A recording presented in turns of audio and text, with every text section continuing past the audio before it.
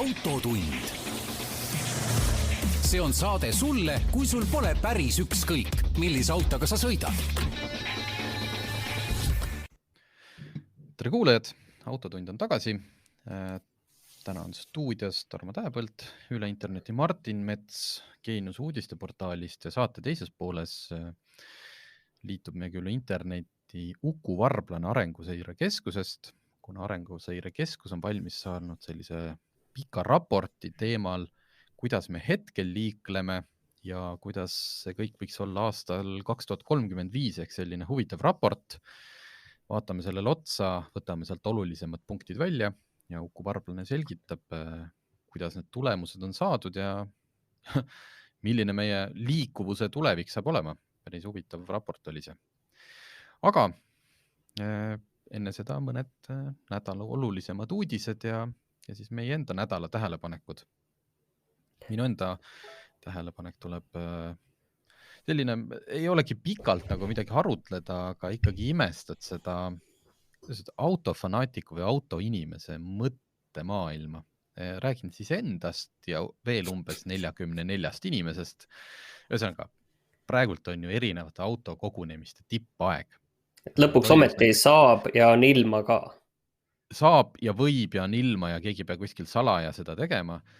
Nädalavahetusel oli näiteks Tallinnas suur Discustom Week või Meet, mis oli hästi kihvt hobiautode kogunemine, aga pühapäeval oli siis hooaja esimene Alfa Romeode selline ühissõit ja kogunemine Padis ja Mõisas, mis on juba iseenesest naljakas.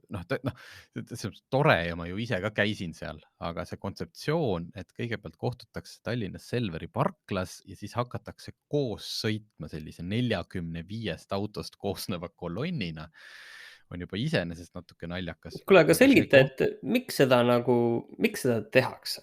Kõrvalt võib jääda natuke nagu sõnastamine veider mulje, et mis selle asja mõte.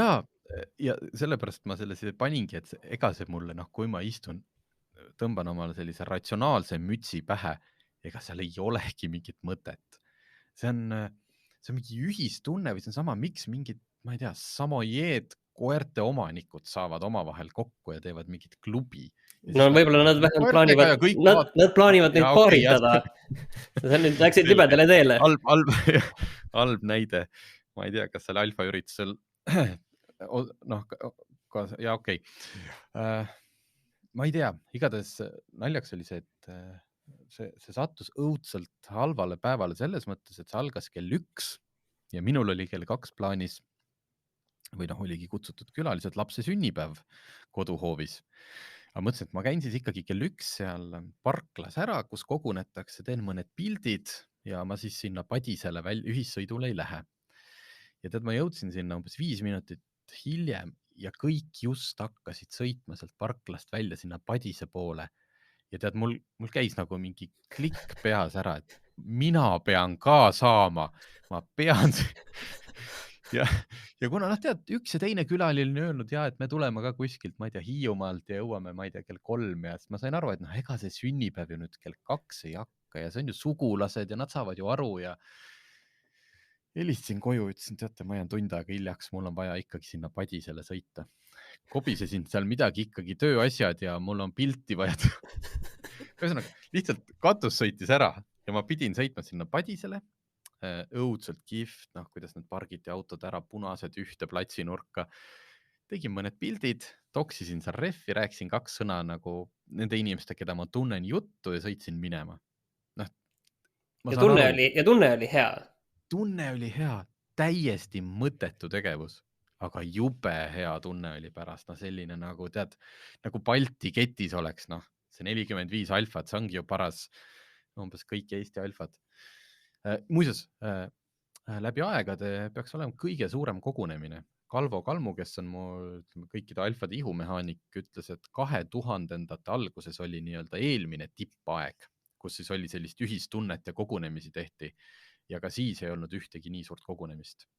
Ja veel võrdluseks ma just tutvusin siin registris olevate autode tabeliga. Seal on 700 000 autot, sellest tuleb üks lugu. Ja vaatasin, et aktiivselt registris olevaid alfasid on 800 Eestis, natuke peale ja kogunemisel oli neid lausa 45. Nii et päris hea protsent. Igasugused BMW ja Volkswageni omanikud tehke järgi. Aga olgu, ja sinu nädala? Minul on palju praktilisem teema, et mul lihtsalt auto tagumine kojamees, vaata, kumm tilbendab seal, saad aru, et see on läbi. Oleks vaja uut. Ei hakka ju sellise väikse asja pärast kuskile sõitma, võtad interneti lahti, mõtle, et see on lihtne, lihtsalt paned endale auto margi sisse ja mudeli ja küll sa need leiad, on ju. Ja siis sukeldusin sellisesse veidrasse maailma nagu Eesti autode varuosa poed. Sa oled väga julge, sest mina ei ole julgenud sinna kordagi sukelduda. Olen kordi vaadanud, et telliks mingi asja ja siis läheks juba esindus või paluks vahetada ja mina ei saa aru, kuidas see kõik toimib seal. See on keeruline, aga okei, see enda auto, mõned on sellised, kus sa paned lihtsalt mudeli numbri sisse ja ta otsib selle kõik asjad välja, on ju, kuigi sa pead seal näpuga järge ajama, et kuidas need asjad on nimetatud, et okei. Ja siis ma lõpuks leidsin, 3 euroga, jumal küll, võtaks kohe ära, on ju. Panen ostukorvi, sellist asja nagu näiteks automaati saatmine ei ole, tahate kulleriga toome teile ära 15 eurot lisaks. Okei, selge, see tundus nagu ebamõistlik. Ja siis ma käisin umbes 4-5 poes, kõik need poed tegelikult, see kasutajaliide, see sinupoolne, mis sulle internetis vastu vaatab, on niiviisi natuke erinev, aga seal taga tundub olema kõik täpselt sama, nagu paljudel tehnika ja muudel poodidel, kus on kõige taga mingi Poola ladu, on ju. Ma ei tea, kus need lood siin reaalselt asuvad. Aga käisin 5 erinevas poes, igal pool on samad asjad, natuke erinevate hindadega. Ja siis ühes poes lõpuks ma leidsin sellise asja nagu pakkuja automaati saatmine ka ja 3 eurot tehtud. Siis ma mõtlesin, okei, et kui ma juba sellega hakkama sain, et siis järgmine samm on see, et ma nüüd äkki leiaks endale ka selle vigase parkimisanduri. Mul 2 aastat võimaldab kogu vigane olnud, et äkki siis vahetaks ära, teeks korda, on ju. Kus see vahepeal läheb tööle. Et eks on mingi niiskuse probleem, vist on, ma ei tea. Igal juhul, mõtlesin, et ma otsin sellega ülesse. Ja pärast tundi aega ma sain aru, et ma ei leia seda õiget. Et see, tähendab, ma seal igasuguseid leidsin kõik, aga nüüd nagu kindel ole, et see nagu sobiks ja prooviks ja vaataks. Ei, ma lõin käega. See on tõesti üsna hullumeelne maailm ja mul tunne, et kas seda mõistavadki need, kes igapäevaselt selle tegelikult nagu tööna tegelevad sellega, tellivad reaalselt garaaži endale kuskile osasid autode jaoks või ma ei tea. Hea oli see vaadata, et üldiselt auto osad olid päris odavad. Ega neid kallid asju oli üsna vähe. Ja minul on see sama probleem, mina lihtsalt ei julge ja seesama see, et kas see nüüd, et selle autodel on ju, ma tean muidugi, mis mudel mul ja mis aasta, aga et kas või juba selleni, kas see on hea varuosa? Ei, ma mõtlesin, et võt ongi, et selle kojamehega ei ole nagu vahet, on ju, et on see just, ABC või tellima, ma ei tea, mingit pukse või asju, et tead, tahaks kokku hoida, et ega see ju tead, kindlasti töökojas raudselt pannakse 50% juurde, selline praegult siin lihtsalt väikle. Ma arvan, et sa ei liialda, et mehed, kes meid töökojast kuulavad, noogutavad. Just, aga ma lähen vähemalt töökotta, keda ma usaldan ja ütlen, et ma tahaks, ütleme, väga häid pukse või midagi. Nemad teavad valida, mina ju ei tea, mis firma oma ja nii, et ja. Ühesõnaga, see on üks väga keeruline maailm on see, ühesõnaga, kuhu ja sinna sisseminek nõuab julgust. Just, aga sellest murega sa ei pea tegelema, kui sul on Toyota. Toyota Inglismaal. Sina panid praegu see on täna tulnud uudis. Kahjuks hetkel tundub, et see Eestit ei puuduta. Oota, aga räägi ära, mis see fantastiline uudis nüüd on? Toyota ja Lexus suurendasid Suurbritannias, väidetavalt on tegemist maailma pikima garantiiga, mis on kuni 10 aastat või 160 000 kilomeetrit. See 160-150 000 piir, seda saab siin Eestis ka mitmetel autodel osta. Pikendatud garantiid, aga see 10 aastat, see on päris hea number. Ma olen vist kõige kõrgemat numbrit äkki Porschel näinud. Seal saad ka hea raha eest osta omale seda muudkui pikendada. Seal on teatud tingimusi, et sa pead kogu aeg käima loomulikult korralises hoolduses iga aasta, siis see jälle pikeneb 16 000 kilomeetri võrra. ja ongi maksimaalselt niimoodi pikeneb kuni 10 aastaks. Aga Eestis, siin on eraldi veel tingimused hübriidautode akude kohta ja kõik see. Aga Eestis seda vist hetkel vähemalt ei tule. Või vähemalt seda ei oldud meile nõus kommenteerima, et ju siis ikkagi see oleks nagu meie automüüjatele ikka liig, et mõelda, et issand, juba 10 aastat hullud olete peast või? Tead, aga meil on jällegi paremini, sest et paljudel autodel Euroopas on selline 2 aastat garantiid või 3, ongi seesama tehase garantii, mis on ka Eestis, aga Eestis panevad kas siis maaletoojad või esindused, ma ei tea, kuidas see liin jookseb, ise need aastad juurde, millega meie oleme siin harjunud. Et Kial minu teada on näiteks 7 aastat tehase garantiid, aga paljudel just sellistel premium autodel sa saadki siis kas juurde osta või ongi see, millega me harjunud oleme 5 aastat, on tegelikult esindus või maaletooja võtab ise riski. Siin kuskil 10-15 aastat tagasi vist läks sellega selliseks võidujooksuks, kui isegi mõelda nagu selle aja tegelikult ka hiljemate autoreklaamide peale, siis üks põhiline läbiv asi autoreklaamides, kus näiteks vaatad neid kuskil paberi peal lehes reklaame, on see, et kui pikk on garantii. Et see on ikkagi väga tihti toodi suurelt välja ja sellega läks selliseks võidujooksuks ja ilmselt see on ikkagi asi, millest tarbijad võitsid, kuigi seal on neid asju, et sul on kõik need hooldused, kerehooldused, ülevaatused, kõik need asjad on vaja teha ja et kui palju nüüd selle eest on ju raha küsitakse. Järgmine asi oli see, on ju, et garantii ajal tasuta hooldused. Just, et ütleme, tihedas konkurentsis on tore, et tarbija aeg-ajalt tegelikult võidab sellest autofirma, iga müüja püüab sind ikkagi oma salongi saada. Nii, kuigi hetkel pole sinna salongidesse väga mõtet trügida, sellepärast, et vana hea kiibikriis kestab, ei näita, kuigi koroonakriis õnneks näitab vaibumise märke, siis kiibikriisi vastu ei aita ükski vaktsiin. Asjatundjad ütlevad, et see ei aita tõenäoliselt miski selle vastu. Sellel aastal negatiivsemad prognoosid ütlevad, et see venib kuni 2023. Aga et kuidas see ikkagi meid siin kodukamaral puudutab, siis tegime sellise sisuliselt nagu pime testi. 15 kõnet 15 Eesti esindusse, küsisime konkreetset autot, et kui kaua tuleb oodata, kui ma praegult tahaksin uut autot omale ja tulemused on päris erinevad. Ütleme niimoodi, et kui sul ikkagi jalameheks ei jää, see on kindel, aga nüüd on suur vahe. Kas laoauto? Täpselt, ma ütlesin jalameheks sai sellepärast, et laoautosid on ja kui sul on mõni nendest on ju sobib, siis sa sellega endale suht ruttu saad. Aga kui sa nüüd tahad midagi spetsiifilisemalt ja tahad enda Octaviale, ma toon lihtsalt suvalise näite, ma tegelikult ei tea, kuidas sellega seis on, tahad saada mingit spetsiifilist värvi, siis läheb keeruliseks.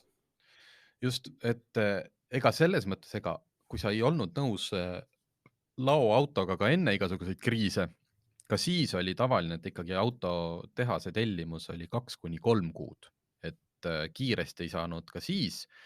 Aga nüüd näitab see meie katse, et see tehase tellimus on nüüd pigem ikkagi, kui ma siin keskmist vaatan, pigem 6 kuud või isegi rohkem. Mul on see tabel ees ja ma vaatan, et enamik autosid lubatakse siis praegu, et meil hakkab suvi ja see test on tehtud maikuus.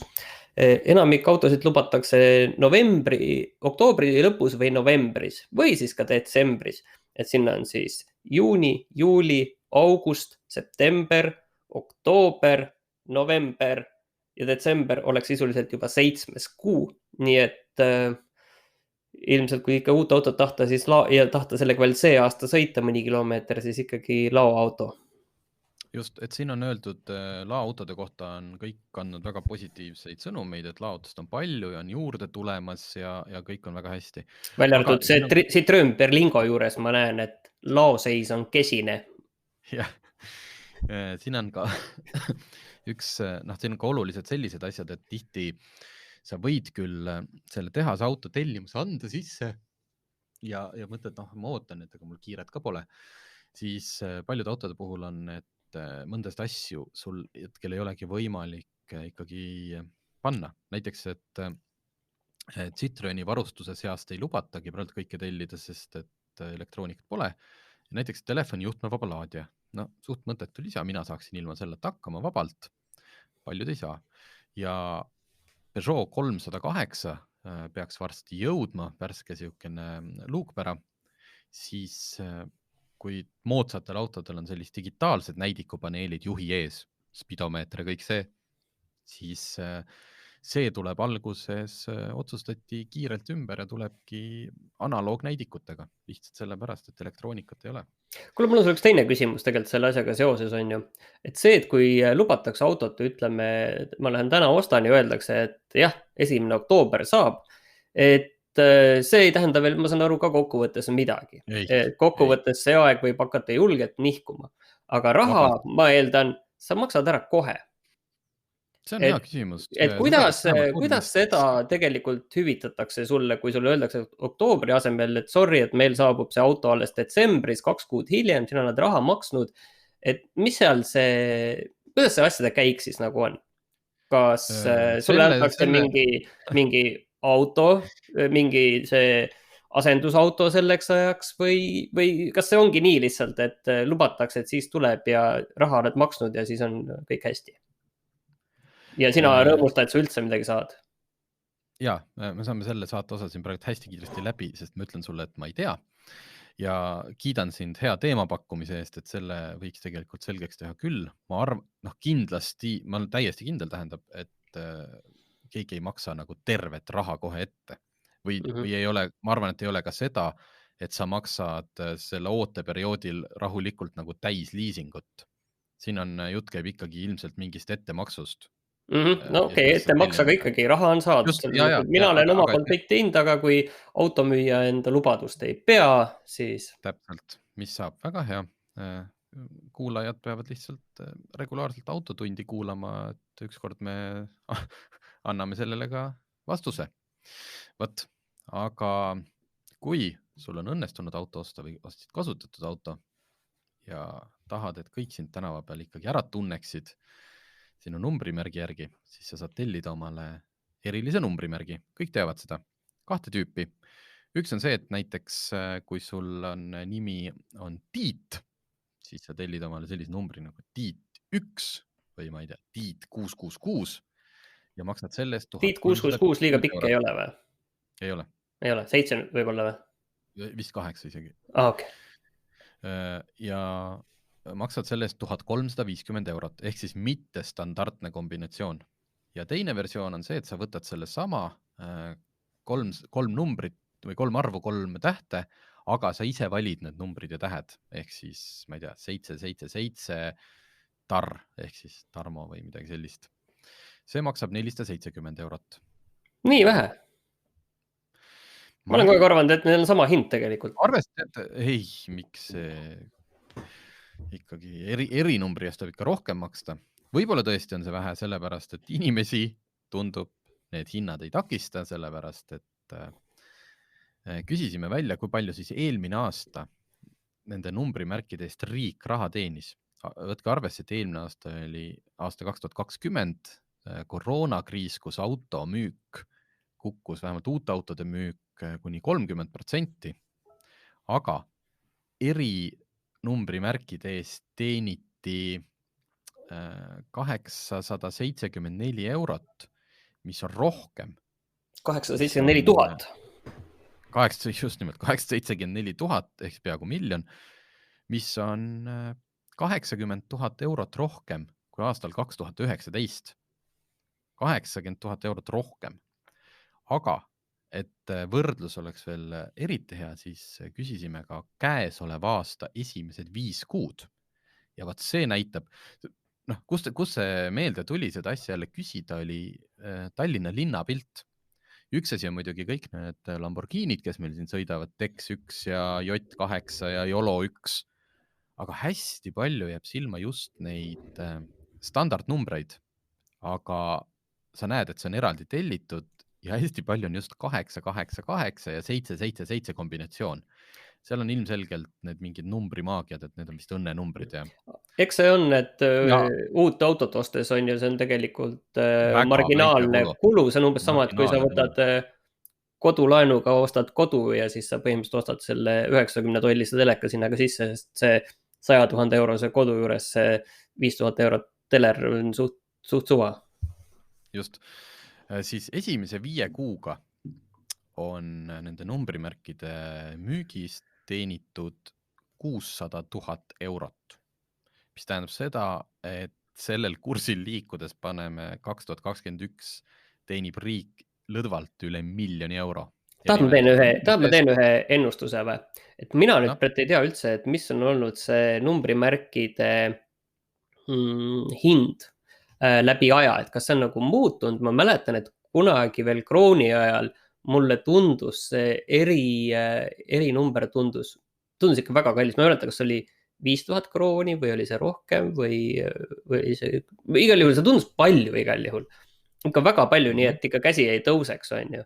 Aga ma arvan, et see elatustase on liikunud hoopis teises suunas praegu ju ja nad on nii palju lähemale tulnud üksteisele nende numbrimärkide hinnaga, nii et ma võin ennustada, et suhteliselt lähiajal seda hinda tõstetakse. Ma arvan, et kes tahab seda numbrit endale praegu võtta, siis on ilmselt kõige parem aeg selles mõttes, et arvestades kogu seda kärpe ja kõiki asja ja kui nähakse, et siin on kuskil mingi raha, mida sisuliselt saaks kahekordistada, siis... See on ju, tegemist on luksuskaubaga, tegemist ei ole mitte kellelegi vajalik, nagu ütleme, elutähtsa teenusega, et siis jumala eest, miks mitte sealt võtta raha, mitte orkestritelt. Jaa, et siin tegelikult tulebki kohe, et sellest me saame ühte orkestrit aasta aega üleval hoida, kui me tõstame selle kahekordseks. Ja ma arvan, et seal üldtabelis, ma arvan, seal Rahandusministeeriumis see on kuskil nii väike number, et keegi ei pane seda tähelegi, seda alumist otsa nagu ei vaadata, on ju. Aga kui nüüd sellele te olete tähelepanu juhtinud Autogeeniuses, siis ma arvan, et Rahandusminister paneb seda tähele ja varsti läheb need 2 korda kallimaks. Jah, et need mingid võrdlused käivad, eks ju, lainetanud kunagi siin vanemad inimesed, nagu meie mäletavad, et ehitati Toompeale 1 miljoni peldik, ehk siis mingi kastike, mis maksis 1 000 000 krooni ja on rahvalambus, ma ei tea, ikka aastaid võrreldi asju mingi 1 miljoni peldikuga, siis huvitav, et kui kaua... See oli selline etalon mõõdik nagu kilogramm. See 1 kilogramm, mis seal kuskil kupli all on ju, et täpselt sama oli, see oli samalne etalon. Et kui kaua nüüd saab mõõta erinevaid riigi poolt tehtavaid näiteks totakaid kulutusi või asju selle orkestriga, et mitu orkestrit oleks saanud selle eest pidada. Okei, liigume teed edasi, ärme sellele teemale rohkem tähelepanu juhi, on ju, et muidu veel tõstetaksegi seda hinda. Just, jõuaks ruttu endale ära tellida numbri. Räägime siis korraks veel elektriautodest, räägime elektriautode hinnast selles mõttes, et kui erinevad peened uuringute saidid, ma ei tea, saates ka vist kajastasime, et Bloomberg tegi arvutuse, et aastaks 2026 on bensiini või sisepõlemismootori ja elektriauto hind võrdne ja sealt edasi muutub elektriauto odavamaks.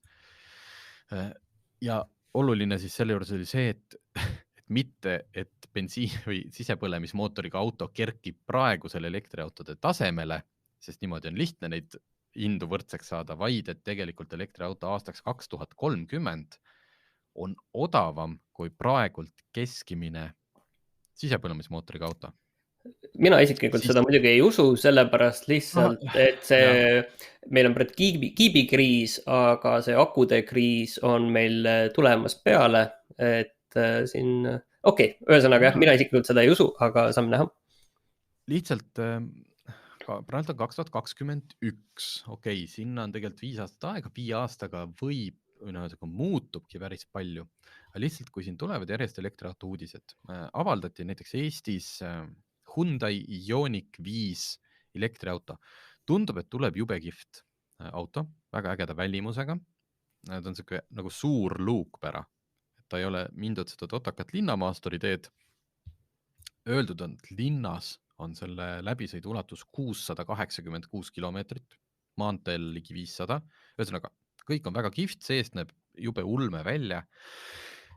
Ja siis hinnad. Me räägime siiski, siukesest Škoda Enyaqist on ta minu arust vähem ruumikas või pigem siuke, ütleme siis Škoda Enyaq Volkswagen ID3 mõõtu elektriauto. Hyundai ja hind algab ikkagi 49 900 eurost, tippmudel täisvarustuses üle 60 000 euro. Et siin saime hiljuti rääkida Dacia Springist, mis sisuliselt on selline pisike linnapunn, 16 000 eurot. Aga et kus kohas meil, ma ei näe isegi väikest hinnalangust pealt kuskilt tulemas. Nissan Leaf, siis nüüd see teise põlvkonna Nissan Leaf, mis tuli paar aastat tagasi, 2018 äkki, see on juba 3. Maksis ka üle 40 000 euro suurema akuga ja nüüd me oleme ikkagi samas, 3 aastat hiljem me oleme ikka samas punktis, kus kõik uued normaalse suurusega elektriautod maksavad. Ma mõtlesin, mida sellega võrrelda, et see asi nagu paistaks, et seda korralikult konteksti panna ja ma võtsin välja praegu Volvo S60 hinnakirja ja sealt saab 50 000 euroga väga korraliku versiooni B5. Jah, et 250 hobujõudu, hobujõud on siin kirjas, aga põhimõtteliselt, et anda konteksti, siis sa saad S60 korraliku. Hyundai Konal, mis on küll väiksem auto, aga sõiduulatuse poolest ka väga vinge. Maksis ju, mis asja ta oligi vist 45 000 ja 49 000 eurot. Nüüd tuli nagu uus, kus väidetavalt ju akude kilovati hinnad on kordades kukkunud aastatega ja ikkagi 50 000 eurot, et ma ei tea. Testisime siin üks nädal Lexus UX ja Mercedes EQA. Mõlemad on nagu margi põhimõtteliselt kõige väiksemad linnamaasturid, siuksed nagu entry level, Lexus entry level Mercedes elektriautod. Palju õnne. Ühe hind koos selle varustusega, mis tal peal oli 58 000, teisel 63 000. Et ma ei tea, nagu siin Peeter Koppeliga rääkisin, et elektriauto on muutumas aina populaarseks sellises kõrgema sissetulekuga keskklassi inimeste hulgas, kes ostavad selle omal teiseks autoks perre. Nende võrdluseks vaatasin näiteks Volvo XC40 D3 saaksid 40 000 euroga. Et selles mõttes paneb suhteliselt absurdi, ikka panevad need hinnad, need elektriautode hinnad ikka tunduvad väga absurdsed selle kõrval. Või siis neid jällegi, et korduvalt mainitud, et ükski autofirma ei tee oma hinnakujundusi Eesti turu pealt, vaid nad teavad, et põhiriikides on päris korralikud toetused. Ehk aga selles mõttes 60 000 kätte. Aga ega see mind ei huvita, mina elan Eestis ja minul on Eesti reeglid. Ja, aga just. Võt nii, aga ma arvan, et me praegult tõmbamegi siin uudistosal joone alla, läksime päris äkiliseks juba. Võib isegi öelda, et hääle tämber tõusis, aga nüüd võtame ühendust Uku Varblasega Arenguseire Keskusest. Kusjuures teema on tegelikult sama, millega me siin lõpetasime, et millega me siis aastal 2035 liigume, kust hakkab riik makse koguma, kui kõik liiguvad elektriautoga ja üldsegi. Kuulake siis edasi. Tere tulemast tagasi Autotundi kuulama ja nüüd on mul üle interneti tulnud külla Uku Varblane, kes on koostanud sellise arengu või uurimuse nagu liikuvuse tulevik ja arengusuundumused aastani 2035, mida siin hiljuti esitleti Arenguseire Keskuse poolt. Laseks Ukul endal sellise, ma ei tea, nagu startupi maailmas öeldakse, paari lauselise pitchina, et mis uurimus see nüüd on? Ja, tere päevast ka minu poolt. Tõesti, et meil hiljuti valmis üks liikuvuse tuleviku käsitlev seiretöö ja selle eesmärk oli siis selgitada, mis on liikuvuse tuleviku trendid, mis hakkavad meie igapäevaelu mõjutama. Ja samuti siis uurisime inimeste liikumisviisi valikut, suunavaid olulisi tegureid ja selles kontekstis siis mõtlesime läbi, et mis on Eesti arengu väljavaated tulevikuks. Et kuivõrd see on just selline seiretöö, ehk siis mõte on justkui taskulambiga näidata, et mis meid seal nurgas ootab, et siis me just keskendume sellistele trendide kuvamisele ja võib-olla vähem ka selliste kiirete lahenduste pakkumisele. Aga mina töötasin selle uuringu enam-vähem läbi. See on sellist, kui jätta tiitellehed ja kõik see kõrvale, siis umbes 40 lehekülge. Väga huvitavat materjali, tabeleid. Enne kõike, kelle jaoks see uuring koostatud on? Minul autoajakirjanikuna huvitav lugeda. Palju oli uut infot, paljusid ma juba erialaselt tean, aga kelle jaoks sellist uuringut koostatakse? Ja eks tegelikult siin on neid sihtgruppe päris mitmeid, et kuivõrd Arenguseire Keskus tegutseb Riigikogu juures, siis meie üheks väga oluliseks sihtgrupiks ongi Riigikogu liikmed, kellele püüame siis näidata, mis meid tulevikus ees ootab ja oleks võimalik siis selleks ka paremini valmis olla. Aga sama oluline on ka see, et tegelikult kogu laiem avalikkus mõtleks nende teemade peale. Ehk siis me vaatame oma sellist auditooriumit kaunis laialt. Et ideaalis võiks kõik seadusandjad nii kohaliku omavalitsuse kui ka riigi tasandil sellega tutvuda ja hakata vastavaid poliitikaid kujundama, aga kahjuks elu vist nii lihtne ei ole.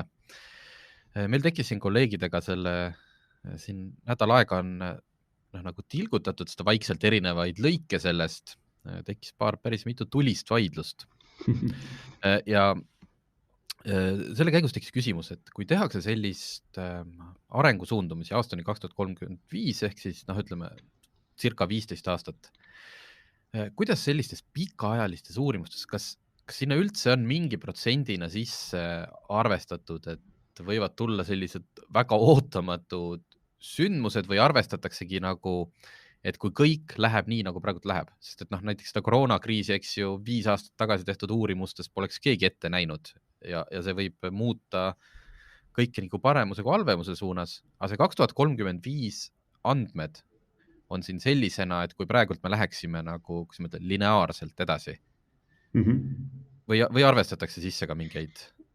Ja, et tegelikult ongi, et selle arenguseire üks eesmärk ongi mõelda läbi selliseid äärevariante, ehk siis võimalikke tuleviku seisundeid, kuhu me võime jõuda ja need just võivad siis erineda märkimisväärselt sellest, mis on tänane trend, ehk siis mõelda just nende selliste murranguliste tegurite peale, mis võivad seda senist arenguteed oluliselt muuta. Nüüd küll tulles selle praeguse liikuvuse seiretöö juurde, et siin me ise Eesti kohta stsenaariumid ei koostanud, küll aga me vaatasime seda, mis on teistes riikides tehtud, et mis on need olulised tegurid, mis võivad seda senist nii-öelda arenguteed oluliselt muuta. Kui meil pärast jääb aega, et võime sellest ka siis lähemalt rääkida. Aga tõesti ma möönan, et selliste just teatud selliste läbimurdeliste tehnoloogiate leviku kiiruse prognoosimine on kaunis keeruline tegevus, et mõtleme kas või näiteks nutitelefonide peale, et kui esimene iPhone tuli aastal 2007 vist, et siis ei osanud keegi arvata, et mõne aasta pärast on see kõigil juba taskus. Ehk siis tõesti, et seal on seda kohati on päris keeruline selliseid prognoose teha. Selle iPhone'iga seoses mulle lihtsalt kõrvalpõikena, et viimases ajakiri Digi, viimasel leheküljel on alati võetakse kuskilt mõnest vanemast numbrist mõni vahva arvustus või arvamus ja just viimases Digis oli esimese iPhone'i arvustus, mille pealkiri oli 8 põhjust, miks me arvame, et iPhone ei saa edukaks. No just. Seda oli päris naljaks lugeda, arvestades sellest, et küll see ekraan on ikka suur ja seal ei ulatu ju pöidlaga midagi tegema ja kui me nüüd keegi, kes mäletab, kui suur oli tegelikult esimene iPhone, siis tänapäeval ma ei tea, kas nii väikest nutitelefoni üldse müüaksegi enam. Aga olgu, see selleks. Sellest liikuvuse uuringust ma praegult loen välja, et kogu see transport, eks on peensõna liikuvusuuring, aga räägime siis transpordist, sellest, kuidas inimesed liiguvad, et praegune seis on, et sellisel moel ei ole asi absoluutselt jätkusuutlik, jättes isegi kõrvale, ütleme, kliimaeesmärgid CO2, vaid hetkel me liigume suunas, kus me varsti lihtsalt ei mahu oma autodega ära. On mul õigus? Ja tõepoolest, et siin ka vaadates, et mis on selline välismaine parim praktika või ühesõnaga, et on jõutud arusaamisele, et senine selline autokeskne liikuvuskorraldus pikas plaanis ei ole jätkusuutlik. Ja just seesama põhjusel, mis te ka nimetasite, et lihtsalt autoliiklus võtab nii palju ruumi. Paljudes linnades on juba niimoodi praegu, et umbes pool linnaruumist moodustavad sõiduteed ja parklad. Ja mis see tähendab? See tähendab seda, et linnaruum on vähe tihe, ehk siis et järjest hajusamalt paiknevad hooned, inimesed ei taha sellises, ütleme, autokeskses avalikus ruumis väga enam olla. Et see on ka üks põhjus, miks Eestis see tohutu valglinnastumine on toimunud ja see teeb linnaruumi veelgi siis nagu hajusamaks. Et just, et selles mõttes, et see ruumi probleem on igal juhul väga terav ja seda tegelikult ei lahenda ka elektrisõidukite tulek, et see lahendab küll sellise kohaliku saaste küsimuse, aga mitte seda ruumi puudust. Ja seal on teisi fundamentaalseid puuduseid veel, et alates mürast kuni siis ka näiteks liiklusohutuse teemad, nii et neid on päris mitmeid küsimusi, et mis on nagu suured väljakutsed. Et kuulajatel natuke numbreid ka, et seal uuringus on välja toodud 18 aasta jooksul, viimase 18 aastaga. No see siis, need numbrid loomulikult lõppevad kuskil 2019 juures, sest et uuringud ongi alati väikse sellise viitega, et meil ei ole 2021 andmeid, aga 18 aasta jooksul on ühistranspordi jalgsi või jalgrattaga tööle liikujate arv vähenenud 120 000 inimese võrra. Ja samal ajal on kahekordistunud registrisse kantud sõiduautode arv, 600 autot 1000 elaniku kohta. See on umbes siis, mis oli 450 autot 1000 elaniku kohta, kui me jätame kõrvale need autod, mille registrikanne on peatatud. Ühesõnaga, päris metsik kasv. Ja see on olnud päris kiire ja just, et kui me mõtleme, et mis on see baastase, et kust me tuleme, siis see on olnud nagu see kasvukiirus olnud väga, väga nagu muljetavaldav. Ja just nagu mõeldes selle numbri peale, et see 600, et see tähendab, et sinna on ka loetud sisse tegelikult kõik vastsündinud ja ka väga kõrges vanuses inimesed, ehk siis nagu see kontingent, kes reaalselt on nagu võimelised autoga sõitmas, et tegelikult see on ju väiksem veel, ehk siis see suhtarv oleks siis veelgi kõrgem, kui me vaataksime ainult neid, kes on autosõidu eas nii-öelda. Et see on päris muljetavaldav number juba.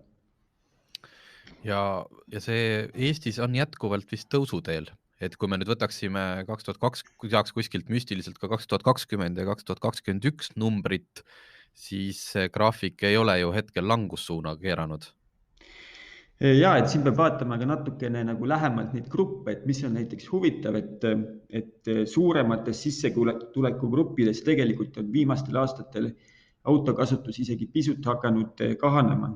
Ja see on just kasvanud, autokasutus siis on kasvanud just eelkõige väiksemate sissetulekugruppide seas, mis tähendab, et just selline tõenäoliselt töökohtade kättesaadavus on järjest rohkem seotud sellega, et kas inimesele on võimalik sinna autoga saada või mitte. Ja just jõukamates gruppides ilmselt on ka see küsimus, et kus keegi on oma kinnisvara soetanud ja ka töökohtade tüüp, et kellel on vaja käia kontoris ja kellel võib-olla nii sageli ei ole vaja käia oma töö juures koha peal. Ehk siis siin jah, et tundub, et hakkab see nagu teataval määral selline polariseerumine süvenema, et kes on rohkem sõltuv autost ja kes võib-olla mitte nii palju. Üks huvitav asi, mis mul sealt ka silma jäi, oli selline väljend päris mitmes kohas nagu isetäituv ennustus. Ehk et ma saan aru, et hetkel tehtavate poliitikatega, mis iganes kõlavalt need räägitakse, rohepööre, kõik muu, tegelikult seda numbrit suurendatakse, seda autode arvu. Mis asi on see isetäituv ennustus antud kontekstis? No väga lühidalt öeldes tähendab see seda, et kui me teeme prognoose, et autokasutus kasvab ja me selle alusel oma taristut, ehk siis teedevõrku ja kogu linnaruumi arendame, siis tegelikult see tähendabki, et me muudame autokasutuse ja autoga sõidu atraktiivsemaks veelgi enamatele inimestele. Ja kui me muudame selle atraktiivseks enamatele inimestele, siis tekib ka nõudlus, ehk siis inimesed hakkavadki veelgi enam autot kasutama ja siis saab tagantjärele tõdeda, et prognoosid on täitunud, järelikult süsteem töötab, tuleb edasi jätkata. Ehk siis, mis ma tahan öelda, et liikuvus on väga palju suunatav, sõltub sellest, kuidas me ise seda liikuvust suuname. Kas seal uuringus tehakse ka konkreetseid ma ei tea, ettepanekuid või mulle siin praegult seda lugenuna ja siin rääkides tundub, et nagu ainuke võimalus või kõige kiirem, et aasta 2035 ei ole üldse nii kaugel. Et see on nagu aasta 2008, 2009, et kärpekrokodil, et keegi lihtsalt peab tegema ära mingid väga valusad otsused, tõmbama selle plaastri ära ja näiteks lõpetamagi aina laiemat autoteede ehitamise, aga seda ju keegi teha ei taha. Või on seal mingid stsenaariume, mis ei lükkaks seda autoomaniku kohe nagu kraavi või tegelikult ei ole? Jah, no tegelikult eks me peame ka mõtlema, et kahtlemata ei saa öelda, et kõik peaksid kohe autoga sõitmise ära lõpetama. Pigem on see, et meil oleks ka alternatiive teiste liikumisviiside näol. Et on ka see selge, et see liikluskoormus ja näiteks ka ummikute tekkimine, et see ei ole lineaarses seoses. Ehk siis kui me suudaksime ka kas või näiteks 20% tänastest autokasutajatest panna siis sageli kasutama mingit teist liikumisviisi, juba see tegelikult kaotaks meie ummikud ära.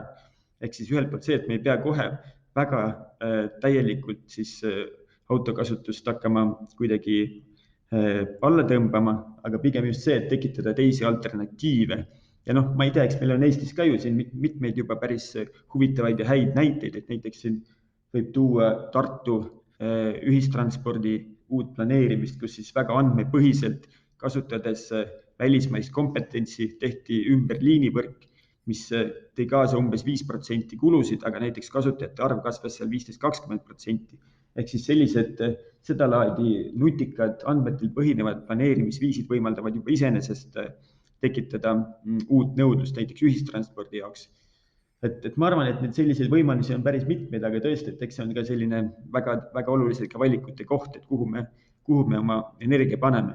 Ja näiteks, mis puudutab planeerimist, et siis siin on ka erinevaid uusi selliseid lähenemisi, et näiteks kui siiamaani eelkõige tänavaruumi on planeeritud selle järgi, et hakatakse keskelt pihta, et mis on vajalik ruum autodele, siis liigutakse järjest tänava serva poole, ehk siis kergliikluse ja jalakäijate liikumis maa suunas, siis on ka uusi planeerimispraktikaid, mis hakkavad just vastupidi tänava servast pihta, et me siis tekitame kõigepealt väga head liikumisvõimalused jalgsi käimiseks ja võib-olla ka jalgrattasõiduks ja siis liigume keskele autode ruumi suunas. Et mis siin uuringus välja tuleb, on need numbrid, ühtepidi on see uuring nagu mõeldud poliitikakujundajatele, aga tegelikult see sõnum võiks jõuda päris hästi ka autoomanikeni. Üks väga nagu valus statistika, tüüpiline Euroopa auto, 95% ajast lihtsalt seisab. Ehk et seal oli näide toodud, et tööstuses või siis logistika, kui on soetatud mingi seade ja selle töötamine või tarbimine alla 70%, siis on see juba vist oli jah? Just, kui ta üle 7%, et siis on see juba väga ebaefektiivne ja enamik tüüpiline Euroopa auto 95% ajast pargib see auto, millest inimesed maksavad koos kaskode ja kõigega umbes 500 eurot kuus keskmiselt, paljud ka tunduvalt rohkem, siis sellest ülejäänud ajast siis 1% seisab see auto liiklusummikus ja 1,6% ajast otsib parkimiskohta ja ainult 5% ajast see auto sõidab. Et see on päris huvitavad numbrid. Inimesed tihti sellele ei mõtle. Aga ma saan aru, selle uuringus oli, kui rahani jõudsime, välja toodud ka see, et lisaks selle, et see auto seisab, on ka auto omamine ja soetamine ja pidamine muutunud võrreldes sissetulekutega tunduvalt kallimaks. Ja, no siin on mitu punkti ja tõesti, et see efektiivsuse teema kahtlemata on väga oluline. Et tõite hea paralleeli, et kui meil näiteks tööstuses oleks mingi seade, mis valdab osa ajast seisab, et siis see kuidagi oleks nagu ratsionaalne. Tegelikult kas või me lähemalt vaadata, näiteks lennunduses ju on kõigile teada, et kui lennuk seisab, et siis see on puhas kulu. Täpselt sama analoogia tegelikult kehtib kehtib ka sõiduautode puhul, ehk siis kui ta meil 95% ajast seisab, et siis see kuidagi ei ole efektiivne ressursikasutus. Ja sellega seoses näiteks üks võimalus võiks olla see, mis küll on nagu mõnes mõttes kaugemas tulevikus, aga kui meil tulevad isejuhtivad sõidukid, et siis see võiks tähendada, et tegelikult kaob sisuliselt vajadus personaalse sõiduki järele. Näiteks samas seiretöös me vaatasime, et Norras Oslos on tehtud linnalise liikuvuse stsenaariumeid, kus siis mudeldati erinevaid variante läbi ja leiti, et kui meil oleks isejuhtiv sõidukipark, siis tegelikult piisaks umbes 10% praegustest sõiduautodest selleks, et kõik inimesed saaksid samamoodi liigelda, nagu nad praegu seda teevad. Ehk siis see võiks olla ka üks võimalus tulevikus sõiduki kasutuse efektiivsust tõsta. Aga mis puudutab kulusid, siis tõesti, et need on aja jooksul pidevalt kasvanud. Et kui ma õigesti mäletan, et siis samamoodi umbes 15-20 aasta eest transpordikulud moodustasid ühe leibkonnaliikme eelarvest umbes 8%, praegu see on juba 15%, kohati isegi kõrgem, ehk siis tegelikult see transpordikulude osakaal on aja jooksul kogu aeg kasvanud. See oli, et inimestele küll tundub, et nende ka sissetulekud on, eks ju, aga me saame ju nüüd tänapäeval palju rohkem raha, aga seal ongi arvestatud seda protsenti sissetuleku osakaalust. Et neid numbreid jah, niimoodi inimesed nagu hakkaks arvutama, aga samas teistpidi on see auto omamine on ikkagi mõnes mõttes nagu mugavusteenus, et sa maksadki selle eest, et sul on kohe iga hetk oma maja eest võimalik istuda oma autosse ja kohe minna. Lihtsalt siis lähed ja sõidad ummikusse kinni ennast. Ja absoluutselt, et see ongi täpselt see mugavuse küsimus, et kuna siiamaani tegelikult ikkagi autoga liikumine on olnud Eestis võrdlemisi mugav, et siis on küsimus, et kuidas see edasi läheb, aga probleemiks on ka see, et see tegelikult see tänane transpordi maksustamine ei katta ära kõiki otseselt ja kaudselt seotud kulusid, ehk siis ta tegelikult on nagu siiski küllaltki ka odav. Ja tulevikus ilmselt see saabki kuidagi nii olema, et kes tahab rohkem mugavust, see lihtsalt maksabki rohkem. Et meil on näiteks valida, et on isejuhtiv sõidukiteenus, mis siis kas ta on privaatne või siis on jagatud teenus ja neil on erinevad hinnatasemed. Et tegelikult, kui me vaatame, et Kesk-Euroopas ju Uberil on seda laadi teenuse standardid juba pandud käima, et ongi inimesel valida, et mida ta siis eelistab, et kahtlemata mugavus maksab. Räägid sellest, et kas isiklik auto või siis ühistransport, et kas selles uuringus on ka, kas seal on välja toodud ainult kuidas on või on ka seal hinnatud, et miks see nii on, et kui me vaatame auto kasutust võrreldes näiteks ühistranspordi ja kõige muuga, siis auto kasutus tööle liikumise osas on kogu aeg tõusutrendis, välja arvatud siis nüüd see eelmine aasta teatud viiruspõhjustel ja ühistransport on tegelikult langemas, kuigi meil Eesti suurimas linnas on tasuta ühistransport, kõik peaks nagu hästi olema, et aga miks see siis muutub? Miks siis inimesed ei ole läinud sellega kaasa? Kas meil on ikka liiga mugav autoga sõita Eestis veel? Ja tegelikult selle sama seiretöö raames me viisime läbi ka Eesti elanike liikuvusprofiilide uuringu, kus siis püüdsime profileerida inimesi nende liikumiskäitumise ja ka erinevate selliste taustatunnuse alusel gruppideks. Ja selle töö raames, mille siis viis läbi Kantar Emor, me tegelikult uurisime ka seda, et mis mõjutaks inimesi rohkem näiteks ühistransporti kasutama. Ja üsna ootuspäraselt, et põhilised argumendid on, et kui ühistransport oleks kiirem, kui liinid oleks sobivama koha peal ja sobivama planeeringuga ja kui ühistransport oleks puhtam, hügieenilisem ja oleks ühtne piletisüsteem ja kõik sellised tegurid, mis on tegelikult üsna nagu ootuspärased. Et need, ma arvan, et need võtmed, et kuidas muuta teisi transpordiliike inimeste jaoks atraktiivsemaks, need on tegelikult teada. Sest et siin on näide toodud selle Elroni või Eesti rongiliikluse kohta, mis aastal, ütleme põhjas, kui ma siit graafikult umbes vaatan, 300 000 reisija juures, 300 000 reisijat kuus, et põhjas käis ta ära 2013, siis tulid uued rongid, uued standardid ja pärast seda on see ikkagi kogu aeg roninud ja kuni siis jällegi eelmise aastani ärme seda arvesta, nagu korralikult ja see on vist ilmselge näide selles, et kui sa ikkagi pakud palju paremat teenust ühtäkki, siis inimesed hakkavad seda kasutama. No just, et ma arvan ka, et see on päris ilmekas näide selle kohta, et tegelikult heal tasemel ühistransport leiab kasutajaid. Ja no ma arvan, et selle peale peaks mõtlema ka mitte ainult rongiliikluse võtmes, vaid ka bussiliikluse võtmes. Et tegelikult võib-olla see ilma tasuta argument on kohati vähem tähtis kui see, et meil oleks väga kiire, paindlik ühistransport ja siis selle eest tegelikult inimesed on nõus ka raha maksma. Selles uuringus loomulikult ei ole saanud ja ei saagi mööda ka keskkonnamõjudest. Et üks huvitav järeldus, mis seal oli, et kui me räägime elektriautodest ja isejuhtivatest autodest ja kõik see, et see CO2 ehk see konkreetne jama, mis sealt summutist tuleb, on ainult üks osa sellest kahjust, mida liigne autostumine tekitab, et isegi kui me kõik autod praegult asendaksime elektriautodega, siis ikkagi on seal ju rehvitolm, need autode tootmine. Aga siin oli üks huvitav tabel, nüüd ma korraks sellise tavalise autoinimese tasemele. Kogu nagu käitamistsükli keskmine CO2 vist oli seal välja toodud. See, kus saastuvuse järgi. Hooldus, tootmine, kasutusest kõrvaldamine, selle reostuse järgi või kahju järgi siis altpoolt hakates minema, on auto bensiinimootoriga, järgmine auto diisel, siis on auto hübriid, siis tuleb praam, autobuss, mootorratas, elektritõukeratas, kusjuures on päris halval kohal. Vahel tuleb elektriauto, pistikhübriid ja siis tulevad edasi juba ühistranspordid ja kõige lõpus on jalgsi. Aga kuhu see Eesti siis jõudma peaks oma elektriautodusega? Ma vaatasin uuringust, et 2030 võiks olla meil umbes 84 000 elektriautot.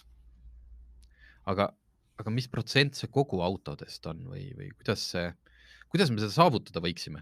Seda vist ei olnudki uuringus kirjas või oli, et kas nüüd tuleks hakata ikkagi toetama või siis keelustama?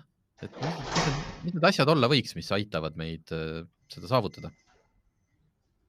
Jaa, tegelikult tõesti, et elektriautode prognoosimiseks on siin tehtud erinevaid mudeleid, et meie näiteks kasutasime siin Keskkonnauuringute Keskuse tehtud prognoosi, mis tõesti hindab, et aastal 2030 võiks olla juba ligikaudu 85 000 elektrisõidukit Eesti teedel. Ja loomulikult kõigi selliste prognooside tegemine on seotud teatava määramatusega, et selliseid läbimurdelisi tehnoloogiaid on raske hinnata, et kuidas see täpselt läheb, aga on päris selge, et on väga mitmeid selliseid pärituuli, mis siis elektrisõidukite levikut toetavad. Et siin võib tuua näiteks, et on meil ju riikide poolt päris mitmed sellised helded subsiidiumid elektrisõidukite ostmiseks.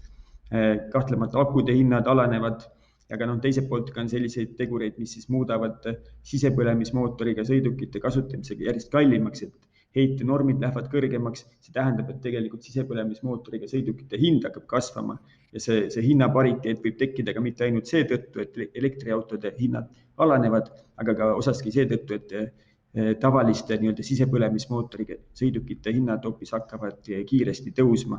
Ja tegelikult, kui me vaatame, et erinevate autotootjate prognoosi ja arenguplaani, et siis see suund on selgelt sinna poole, et hakata tootma väiksema keskkonna jalajäljega sõidukeid.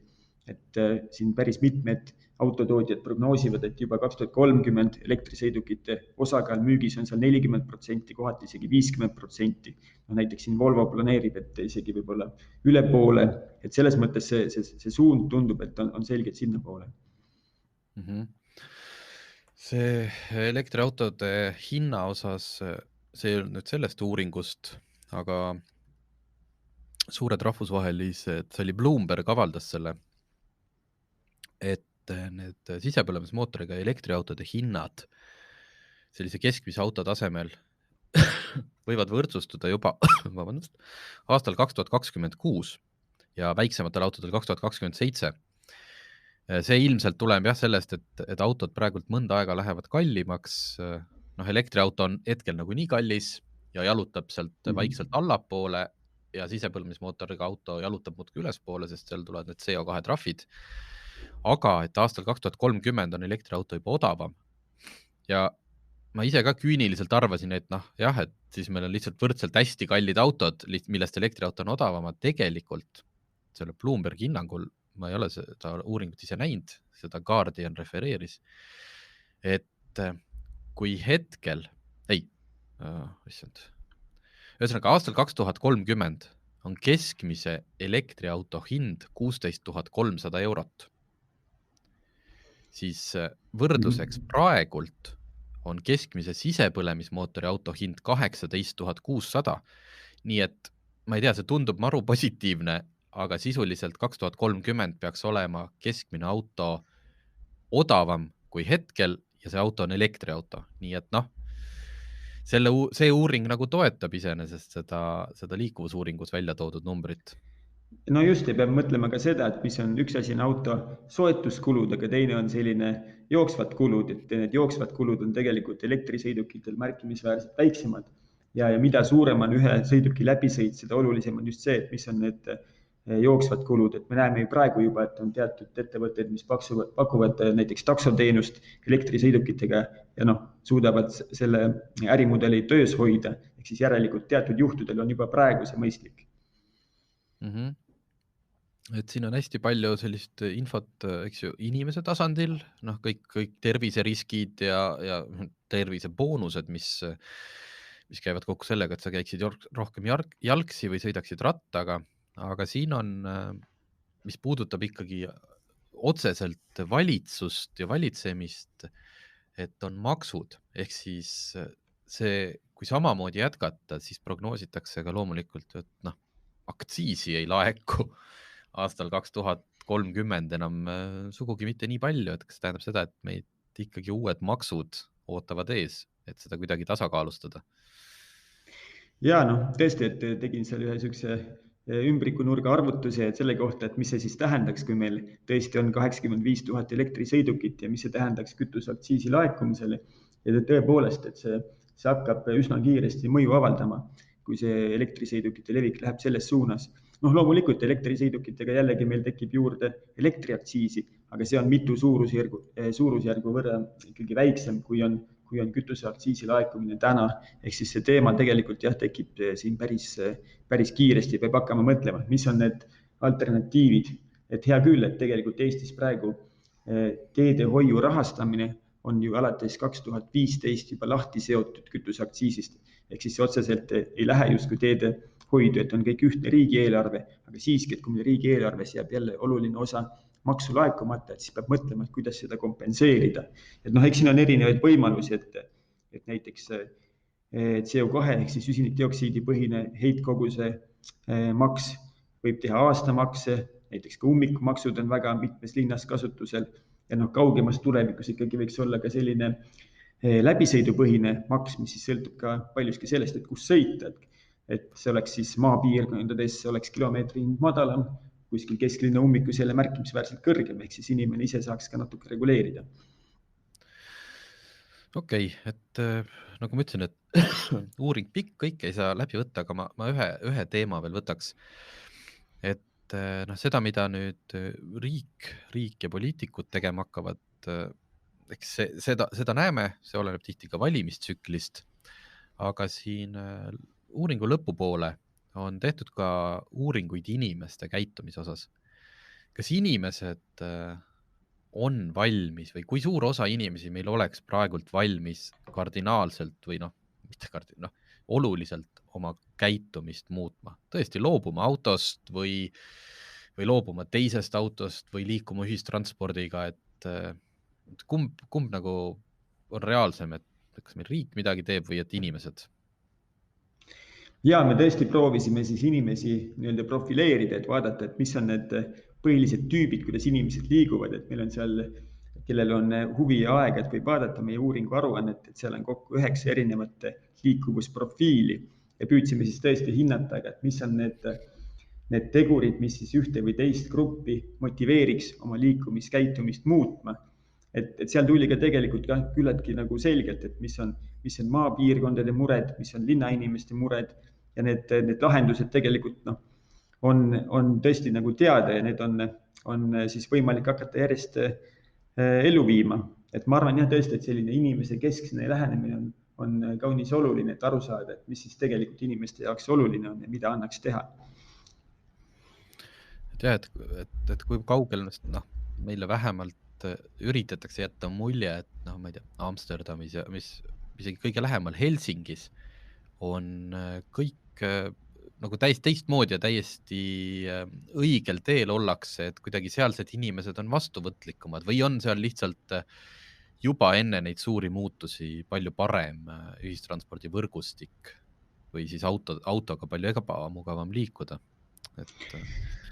Ja eks siin Holland on muidugi võib-olla üsna nagu eriline näide, et seal on tõesti see rattakasutus väga kõrge ja näiteks Holland ka praegu läheb järjest seda teed, et püüda ka autode piirkiirusi alla tuua. Isegi maanteede peal on näiteks seatud kiirteedel 100 kilomeetri piirang, et puhtalt ka energiat kokku hoida. Sest teatavasti see energiakasutus kasvab üsna eksponentsiaalselt kiirusega seotuna. Ja selliseid võimalusi on, aga ega näiteks ka lähiriikides, näiteks Stockholm ei olnud mingi tohutu säästva liikuvuse linn, aga seal on ka järjepidevalt neid muutusi tehtud ja suunatud, et lihtsalt on vaja kuskil pihta hakata. Nii, kes on nüüd sellest huvitatud, siis ma üritan, kuidas seda kõige kiiremini, mõtlen, kui Google'isse trükkida liikuvuse tulevik või kust seda uuringut kõige lihtsam on leida? Ja mina soovitan toksida sisse Arenguseire Keskuse märksõna ja selle järgi satute kohe meie kodulehele, kus tegelikult on ka üht-teist muud, et meil on käimas ka teised sellised seiretööd, mis võib-olla pakuvad ka huvi ja seal on siis toodud ka tõesti selle liikuvuse tuleviku seiretöö ja selle erinevad väljundid. Mõned asjad meil veel lisanduvad sinna, et näiteks tõesti meil oli üks kaastöö ka selliselt ettevõttelt nagu Positium, kes siis vaatas just erinevate liikumisviiside mõjusid ja tähendust ja võib-olla natuke sellist rohkem nagu insenertehnilist vaadet. Et selles mõttes seal on jah erinevat tüüpi neid väljundeid, aga sinna jah tasub siis järjest kiigata, et meil püüame seda nagu vaikselt täiendada.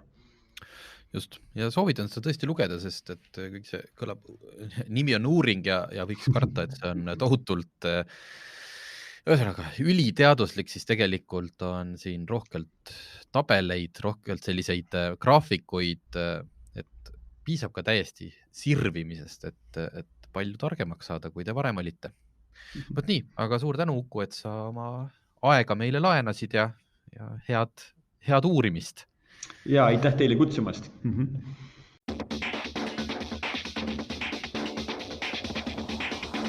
Autotund. See on saade sulle, kui sul pole päris ükskõik, millise autoga sa sõidad.